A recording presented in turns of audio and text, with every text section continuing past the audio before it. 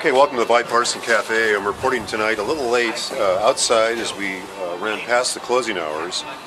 But I got here in time to do a quick interview at the last minute, and Michael's going to make his usual statement. I've got my coffee and pie here in a box to go. So we'll go ahead and let Michael make a statement about police accountability again tonight on March 6th, 2014. We in the Green Party have an orientation to look at the whole world, but then to examine what we can do in our own community, locally. In the world, this week, we see that there is a revolution that has occurred in Ukraine.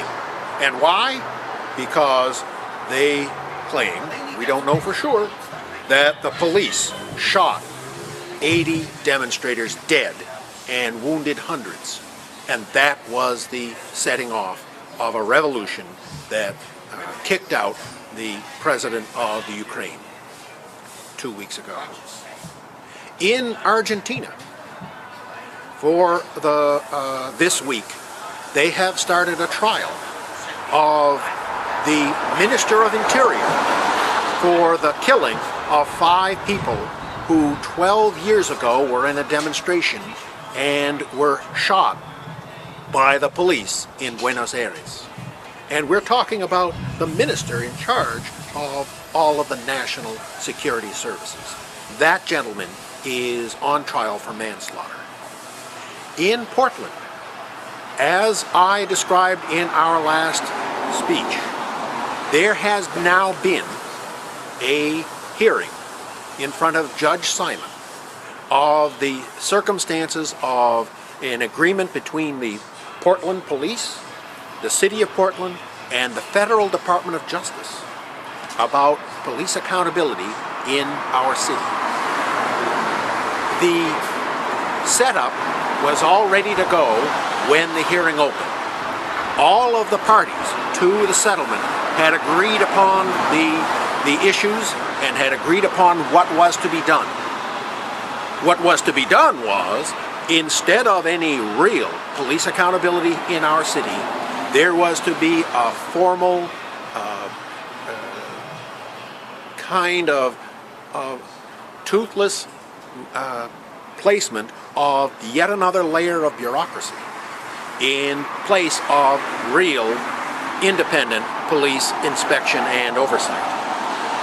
For more than 12 hours, the members of the community went to that courtroom and testified quite credibly about the lack of any real oversight in our city and the resulting non-existence of any reprimand for policemen who abused and brutalized citizens. Just this week, the judge in that case came forward with a series of questions demanding of the signatories, that is the city, the police department, and the Department of Justice, demanding that they provide an answer to some of the demands for real police accountability, saying that if they do not provide any answer to the 12 hours of citizen testimony, that he is not sure he can declare the settlement, as he said he was prepared to, fair, adequate, and reasonable. So we have a slight window.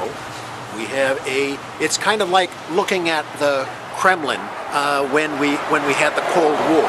We have to kind of read the tea leaves. Does this federal judge actually intend to carry out this suggested rejection of an agreement which pushes under the rug the decades of brutality that we have been subjected to in a crescendo of militarization of our local police?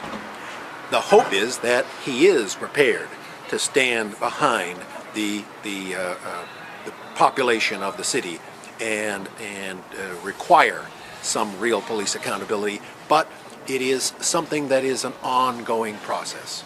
The Green Party is participating heart and soul with the demand across the world for the empowerment of the people.